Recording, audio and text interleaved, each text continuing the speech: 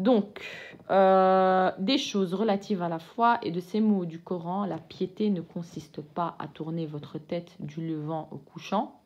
Donc, ce que je dis, c'est le fait de prier. Vous allez être interrogé sur ça, ça sera la première chose. Mais la foi, ça ne consiste pas qu'à ça. Il y a des actes, et sans les invocations, les prières, elles servent à quoi? Si vous invoquez pas, vous louez pas votre Seigneur. Dans toutes les religions précédentes, avant les 5 prières, ils invoquaient Dieu. Et même à table. Merci pour ce pain béni, ainsi de suite, ainsi de suite. D'accord? Tout le monde a invoqué Dieu. Eh bien, le musulman, sa foi, c'est l'invocation envers Allah Azza wa Jal. C'est la reconnaissance de son Seigneur. Donc, voilà.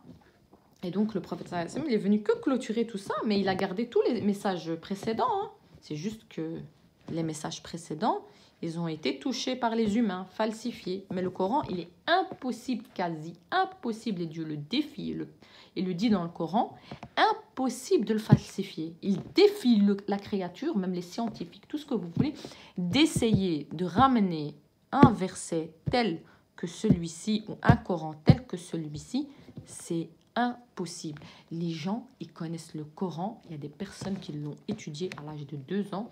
Malheureusement, des fois, il y en a qui se sont retrouvés manipulés et qui sont sortis de cette religion qui est la vraie. Donc, le diable les a eus parce que, voilà, pas d'humilité, pas de modestie. Je connais tout le Coran, je suis parfait, je suis un savant, je suis. Eh bien, l'orgueil, ça fait des gros dégâts et ça fait sortir aussi de la religion. Donc, un atome d'orgueil, pas de paradis. Donc, subhanallah, alors Dieu, il dit, le prophète sallallahu alayhi wa sallam, il dit, ça sert à rien, vous faites la prière, ok, mais si vous ne comprenez pas c'est quoi la foi, les iman, d'accord, qui sont donc composés de 5, ça sert à quoi? Faire la prière, je ne fais pas le jeûne, mais je fais la prière. Ça ne va pas. Je fais la prière, mais je ne fais pas, la zakat. Ça ne va pas, tu payeras dans l'au-delà, ceux qui n'ont pas déposé la zakat. C'est une obligation. Ces 5 choses sont une obligation, sauf pour le pèlerinage. Il y a un consensus, sauf pour le pèlerinage, selon vos moyens. Selon ceux qui ont les moyens. Donc, et Allah, il est juste milieu. D'accord? C'est juste les êtres humains, c'est eux qui augmentent les prix. Ils montent, alors que les gens, ils ont besoin de faire leur pèlerinage. Et c'est ça qui est triste, malheureusement. C'est que l'homme, il court après la richesse. Mais il verra que cette richesse n'est que feu, en fait, n'est qu'illusion sur cette terre. Alors, donner son bien pour attacher qu'on y soit. Donc, la piété consiste à croire en Dieu, au jour dernier, aux anges, à l'écrit, aux prophètes. Donc, à l'écrit, c'est les livres précédents. Donc, comme je vous avais dit, quand il est venu dernier des avertisseurs, il n'a pas oublié d'omettre les messages précédents. Au contraire, il a demandé de croire au message précédent. Ce qu'aujourd'hui on ne veut pas accepter, c'est le fait qu'il y ait une dernière religion qui clôture tout, en fait. En fait, c'est même pas une religion, parce que même les gens précédents, leur religion, c'était un Dieu unique sans rien lui associer. C'est juste que Dieu, il a clôturé ça par un mot qui est l'islam. Avant, c'était une religion d'unité. Voilà, quand on dit chrétien, je sais pas quoi. C'est juste que Dieu, il a fini par clôturer tout ça en disant l'islam. Voilà, islam en arabe. Parce que la langue qui sera parlée au paradis, c'est l'islam. On ne demande pas des comptes à Dieu, c'est Dieu qui nous demande des comptes. D'accord? On ne dit pas à Dieu, ouais, mais pourquoi c'est la langue arabe? C'est quoi ce racisme ou c'est quoi? Je sais, il y en a qui viennent avec ça. Non, c'est que Dieu, il l'a voulu. C'est la plus belle des langues. Vous avez qu'à l'apprendre, vous avez qu'à juste écouter la manière quand on parle en arabe, c'est beau, c'est, on dirait un petit chant quand on parle, c'est doux. Voilà, un des noms d'Allah, c'est le doux aussi, El-Wadoud. Donc, alors, j'en étais où? À chaque fois, je coupe. Le prophète a donné son bien pour attacher qu'on y soit aux proches, aux orphelins, donc dire que le prophète sallallahu alayhi wa sallam est atroce. Il a donné des droits donc aux proches, aux orphelins, aux miséreux. Donc quand vous voyez des SDF, des personnes qui sont misérables, qui sont rien, il faut les aider. Et les orphelins, si vous pouvez vous les mettre sous votre aile ou les adopter, ça sera une récompense énorme pour vous au jour du jugement dernier. Aux mendiants et pour l'affranchissement de nuques esclaves. Donc ici, on ne parle pas des mendiants qui font semblant. Hein. On parle des mendiants au temps d'avant. Voilà. Et pour l'affranchissement des nuques esclaves. Donc ça, c'est les esclaves d'avant aussi. Quand on les libérait, on payait une certaine petite somme pour les libérer. Et ça consistait aussi à un acte de foi de libérer l'esclave. Acquitter l'aumône, je vous l'avais dit, c'est la zakat. À remplir les pactes une fois conclus. Donc, exemple, vous avez signé un pacte avec quelqu'un sur feuille, signature et tout. Comme le prophète sallallahu alayhi wa sallam, quand il faisait les lettres, il y avait des pactes qui étaient signés, mais qui ont été trahis. C'est pour ça que Dieu a autorisé à ce moment-là le combat. C'est pas comme ça. Donc, quand les pactes ils ont été détruits, qu'ils n'ont pas été respectés, je veux dire, ben, c'était comme ça. Et qu'est-ce que j'avais donc remplir les pactes une fois conclus. Aussi les pactes quand vous vous mariez. Aussi, il y en a qui ne le savent pas. Quand vous vous mariez, qu'il y a l'imam en face de vous qui vient, faites des conditions dans votre mariage. J'ai pas envie que tu fais ça, j'ai pas envie que tu fais ça, j'ai envie que tu m'aides. Faites ça. Ou aussi, parce que bon, l'homme est autorisé à se marier avec 4 femmes, faites ça. J'ai pas envie que tu te maries avec une deuxième. C'est des conditions, c'est vous. S'il ne veut pas sur le moment même, il dit je ne veux pas t'épouser. Mais au moins vos conditions sont posées. Donc ça s'appelle des pactes, d'accord? Apprendre patience dans la souffrance. Donc les gens qui ne sont pas bien, qui ont des problèmes plus hauts que des montagnes, patience, d'accord? Patience, endurance et trouver la solution. Car l'autre fois je l'ai dit, la clé du bonheur c'est vous. On ne patiente pas sur du faux, d'accord? On patiente sur l'yaqin, sur la confiance en Allah. C'est-à-dire que si vous êtes occupé à subir des injustices, il ne faut pas rester. C'est pas ça que Dieu vous dit. Il faut passer le cap de la confiance de Dieu et patienter sur votre tristesse et souffrance et ce qui va vous arriver par la suite, tout en gardant le tawakkul ala Allah. L'adversité au moment du malheur, ceux-là sont les véridiques. Ce sont eux qui se prémunissent. Sourate 2, verset 177. Il faut vous prémunir. Hein. Quand vous voyez des mauvaises choses, des injustices, des choses comme ça, il faut vous prémunir. Il ne faut pas rester les bras croisés. Et à ce moment-là, hop, confiance en Dieu, hop, patience, endurance. Vous allez souffrir peut-être 1 mois, 2 mois, qui sait, Allah. Il ne met pas une charge lourde sur sa créature. Au contraire, il finit vite par l'apaiser. D'accord? Donc, les choix que vous allez faire, il faut faire les choix pour votre bien, pour votre âme, pour votre paix intérieure. Parce que si vous n'avez pas une paix intérieure, vous ne pouvez pas être concentré dans vos prières et dans vos actes d'adoration et dans le reste. Et vous ne pouvez pas donner de l'amour aux gens parce que vous ne savez plus, vous êtes bloqué dû à la colère qu'il y a en vous et la haine. Et Dieu, il ne demande pas ça. Et au contraire, il faut évacuer ça, s'éloigner de ce qui est toxique et patienter sur un renouveau, sur une bonne chose, sur quelque chose de sain. Voilà. Comblés sont les croyants. Sourate 23, verset 1. Je pense que j'en ai fait 5. Je vais m'arrêter là. Selon Abu Huraira, radiyallahu an, Abu Huraira, c'était celui qui aimait bien les chatons, les chats. Le prophète sallallahu alayhi wa sallam en avait un aussi. Et les chats sont très bien dans les demeures. Ils sont bien. C'est ce que vous pouvez avoir dans vos demeures. Le chien, ne l'entrez pas chez vous, car le démon peut le posséder. Et ce chien peut vous bouffer, vous avaler, même si vous étiez son meilleur ami depuis l'enfance, jusqu'à l'âge adulte. Il peut se retourner contre vous. C'est un hadith qui a été dit et redit. N'entrez pas les chiens dans votre demeure, car un chien qui est chez vous, les anges n'entrent pas. C'est comme les images, ils n'entrent pas, d'accord? De plus, pourquoi on dit qu'il faut se laver 7 fois par rapport au chien qu'il nous touche? Parce que le chien comporte ce qu'il n'a pas le chat. Le chat, il se nettoie toujours, subhanallah, il a une pureté. Mais le chien, il a des bactéries que même les scientifiques peuvent vous le dire et vous pouvez faire des recherches sur ça et il peut vous apporter des maladies. C'est pas pour rien. C'est pas pour rien que on interdit ça d'entrer des chiens dans sa demeure. Un chien, ça doit être un chien de garde, ça doit être un chien à l'extérieur, dans sa niche. Un chien, c'est pas fait pour être à la maison parce que ça comporte des maladies et il peut se retourner contre vous parce que le monde invisible, ils aiment les chiens. C'est parce que si vous ne croyez pas à ça et vous êtes mécréant ou athée, regardez quand le coucher du soleil descend, vous allez voir que les chiens ils se mettent à aboyer. Et vraiment aboyer. C'est pour ça que j'ai dit l'autre fois, fermez vos fenêtres, clôturez vos trous. Tout ça, il faut faire. Les bougies, les éteindre. Et vous allez voir les chiens, au coucher du soleil, ils se mettent à aboyer. Pourquoi? Parce qu'ils voient le monde invisible. Les chiens, ils voient le monde invisible. Le coq, à l'aube, ceux qui habitent les fermes, si vous entendez le coq chanter, c'est qu'il a vu l'ange descendre. Il a vu un ange descendre.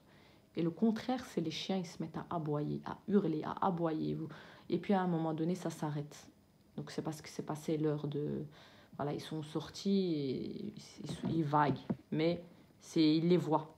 Donc s'ils les voient, c'est qu'ils descendent de quelque part ou qu'ils sortent de quelque part, que nous, on ne les voit pas, que Dieu il nous a encore fait une miséricorde de ce côté-là pour qu'on n'ait pas peur parce qu'ils sont effrayants. Et que même eux, ils prennent des formes humaines, ils peuvent prendre la forme d'un mort, ils peuvent prendre ça, ça, ça, ça. Je parlerai aussi de l'histoire du Dajjal, le borné. C'est important, mais voilà, comme ça vous êtes prévenus, que vous soyez athée, mécréant ou croyant, donc vous ne savez pas ces histoires, mettez-vous, regardez, partout il y a des chiens, dans tous les quartiers il y a des chiens, dehors il y a des chiens. Regardez au coucher du soleil, écoutez. Et vous allez voir le prophète sallallahu alayhi wa sallam, il ne parlait pas sur le feu de la passion. Il ne disait que vrai. Quand il disait quelque chose, il disait vrai. Ntaq ala al-haq. Il disait que du vrai. Donc ça aussi, c'est très important.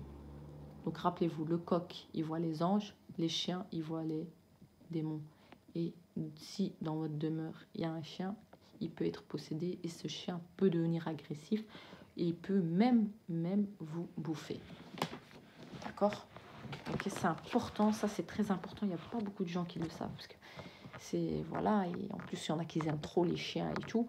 Mais non, le chien, le monde invisible le convoite beaucoup dû à son aboiement. D'accord? C'est comme l'âne, faites attention.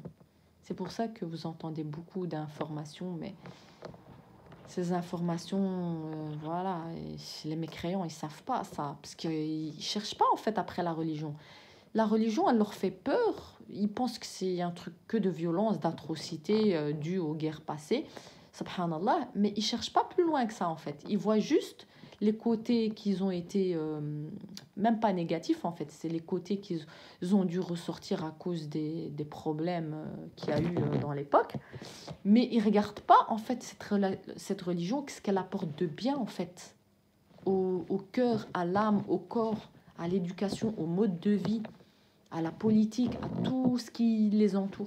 Ils n'ont pas été piochés dans les bons textes. Ils ont été que dans les mauvais. Et le reste, il a été leurré par ces histoires de houris au paradis et des vierges et des ci et des ça. Allah, il va récompenser tout le monde. D'accord? Il ne va pas récompenser que des personnes...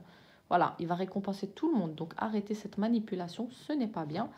Et Allah, il le dit, celui qui tue un être humain, c'est comme s'il avait tué toute l'humanité. Vous voyez comment il est bon, Allah? Après, vous dites, Allah, il est mauvais, Allah, il nous envoie que des désastres, que des malheurs et tout. Allah, il ne vous envoie pas de malheurs.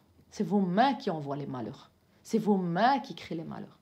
C'est vos mains qui créent la destruction de cette terre. Et que ce soit dans la terre ou dans l'espace, c'est vous qui avez créé ces problèmes. Aujourd'hui, plus rien ne va, ni le climat, ça va, ni rien. S'ils ouvraient le Coran, ils verraient comment Dieu il a demandé de se comporter avec le climat. Juste un des bas degrés de la foi, c'est d'enlever une branche qui dérange quelqu'un. D'accord? Donc, notre religion, elle est magnifique. Il faut être fier parce que c'est la religion de la vérité. Mais il y en a qui essayent de la salir. Mais Allah, il dit, ils peuvent autant qu'ils veulent ruser et salir. Cette religion, elle ne s'éteint pas. Toutes les religions, elles vont s'éteindre. orthodoxes, chrétiennes, tout va s'éteindre. Ils vont le voir d'eux-mêmes. C'est parce que Dieu, il n'a pas besoin de nous pour éteindre ces religions. Encore une fois, être humain, Dieu, il n'a pas besoin de vous. Allah, il a déjà son plan. Son plan, il est déjà fait, comme il a créé cet univers. Donc arrêtez de vouloir faire vous-même vos propres lois. Et voilà. C'est pas à vous de faire ça. C'est Dieu qui dirige ce monde. Et donc, quand Dieu il voudra éteindre toute fausseté et qu'il voudra amener la vérité, il dit kun fayakun. Soit et il est. Donc, arrêtez de vouloir être à la place de Dieu, vous n'êtes pas Dieu. Ou à la place des prophètes, vous n'êtes pas prophète. D'accord? C'est important que vous sachiez ça, que Dieu, il ne parle que de la vérité. Sa promesse est véridique. Donc, quand il vous dit quelque chose, c'est votre droit, c'est votre libre arbitre. Dieu, il vous a laissé le choix. Vous voyez, hein, Dieu, il est bon, il laisse le choix. Parce que s'il ne voulait pas, il aurait dit, ouais, non, je vais vous châtier maintenant, direct. Non, il vous dit non. Chacun, il a un délai. Chacun, il a une feuille. Quand cette feuille, elle tombe de l'arbre, l'ange de la mort, il vient la chercher. Avec son nom. La feuille, elle tombe avec son nom d'un arbre. Et l'ange, que ce soit mécréant, athée ou croyant, il va chercher cette âme. Ça ne sert à rien de faire vos lois. Les lois, ils sont déjà réglées par Allah. Et Dieu, il se passe de l'être humain. Mais l'être humain, il n'a pas compris ça. Il se met en guerre contre Allah. Et Allah, il lui dit délai, patience. Et puis Dieu, il va instaurer sa justice terrestre quand il le voudra. Mais voilà, Dieu, il a besoin de personne. Il a déjà son armée, les anges, à qui il donne des ordres et qui ne désobéissent pas. Et il a déjà envoyé des prophètes et des avertisseurs. Et ça suffit. Et ça se terminera par le petit-fils du prophète, alayhi salatu wassalam, selon les hadiths, le Mahdi qui viendra pour rétablir équité et justice, ainsi que Isa qui redescendra pour rétablir la vérité. Vous voyez, Dieu, il n'a pas besoin de vous. Ça ne sert à rien de faire des camps, des armées. C'est pas encore. C'est Dieu qui décide. C'est Dieu qui décide. Et quand Dieu il décidera, vous l'entendrez, la voix venue du ciel. Comme le prophète sallallahu alayhi wa sallam, je vous l'avais dit, il voit Jibril alayhi salam. Toutes les époques, ils ont vu le châtiment de Dieu. Et toutes les époques, ils ont vu de quoi Dieu il était capable. C'est comme ça. Donc, je clôture cette vidéo, Inch'Allah. Demain, je continuerai donc avec le reste. S'il vous plaît, c'est important. Apprenez votre religion pour les croyants et les croyantes. Pour ceux qui ne sont pas croyants et croyantes ou ceux qui sont mécréants et athées, moi, je vous invite pas à rentrer dans l'islam. Non, c'est pas à moi de faire ça. C'est vous les causes. Moi, je fais le message de prophète alayhi salatu wassalam, ses paroles. Et vous, vous avez un cerveau. Et tout être humain, il a un cerveau. On est tous intelligents, on n'est pas bêtes. Et comme on dit, chaque jour, on apprend quelque chose. Donc, on ne va pas mourir bête. C'est à vous, en fait, de faire un cheminement vers la vérité, de chercher la vérité. Et c'est ça que je vous dis. Je vous invite, moi, à lire les textes et de vous référencer aux autres livres et d'avoir une déduction à la fin, mais en étant sincère. Voilà. Et pour ceux qui croient en rien, mais rien, juste à l'univers qui a créé ça, et je vous invite juste à penser à comment vous avez été créé. Est-ce que l'univers il peut créer l'humain? C'est ça que je veux dire. Tout marche parfaitement dans votre corps. Votre cœur bat. Il a des certains tocs, tocs, tocs. Tout ça a été calculé. Votre respiration, elle a un temps. Elle a un arrêt. Enfin, pas un arrêt complet, mais vous avez compris. D'accord? Votre manière de marcher. Vous ne boitez pas, sauf pour ceux qui ont été éprouvés, bien sûr.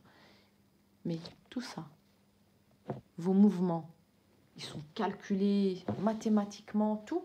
Vous pensez que l'univers, ça fait tout ça? essayez de bloquer votre respiration. Impossible. Si vous bloquez votre respiration, vous mourrez. D'accord? Donc, Dieu, il fait que votre respiration, elle est en continu.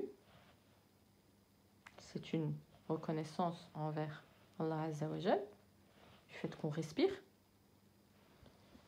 Alors, il faut se poser les bonnes questions. Parce que de vous-même, vous réussirez à faire quelque chose au final. C'est bien qu'il y a quelqu'un qui est à côté de nous. Et Allah, il nous le dit dans le Coran. Que vous soyez mécréants, athées, croyants, croyantes, Allah, il est proche de vous. Parce que c'est votre créateur. C'est après qu'il châtie, mais il est proche de tout le monde, de toutes ses créatures. Il est proche. Il attend. Il patiente. Il a le savoir. Il a la sagesse. Il a la hikmah. Il donne à qui il veut. Il retire à qui il veut. Il punit qui il veut.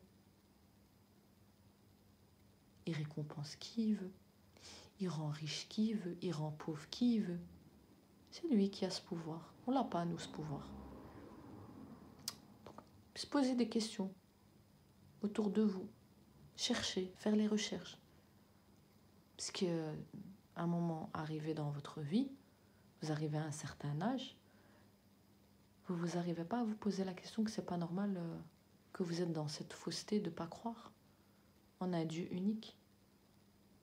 Il y a quelque chose quand même qui vous dérange chaque jour.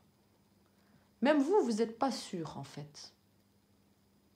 Ceux qui croient que Jésus il est fils de Dieu aussi, s'ils se mettent à bien chercher, faire des recherches et placer leur confiance en un Dieu unique, ils vont voir que ils vont être déstabilisés, qu'il y aura une gêne, qu'il y a des choses qu'ils ne comprendront pas, qu'ils vont commencer à se poser des questions, le comment du pourquoi. Eh bien oui, parce qu'Allah il dit « Je suis la vérité » et il n'y a que moi, le seul et l'unique. Placez votre confiance en moi. Assalamu alaikum. Je vous souhaite une bonne nuit sous la protection d'Allah, Inch'Allah. Et demandez à votre cœur, car votre cœur est votre témoin au jour du jugement dernier. Qu'est-ce que vous voulez réellement? Qu'est-ce que vous voulez réellement? Cette vie ou la vie de l'au-delà? Vous voulez le bonheur ou vous voulez le malheur? Vous voulez la tristesse et la dépression ou vous voulez la santé? Eh bien, tout ça, il y a des règles. Et cela se trouve dans notre religion. Même pour les alcooliques, Allah les appelle dans le Coran. Ceci est un mal pour vous. Même si il y a un bien pour tout ce qui est médical, médicinal, dans l'alcool, pour créer des médicaments, mais il y a un grand mal en cela pour les alcooliques.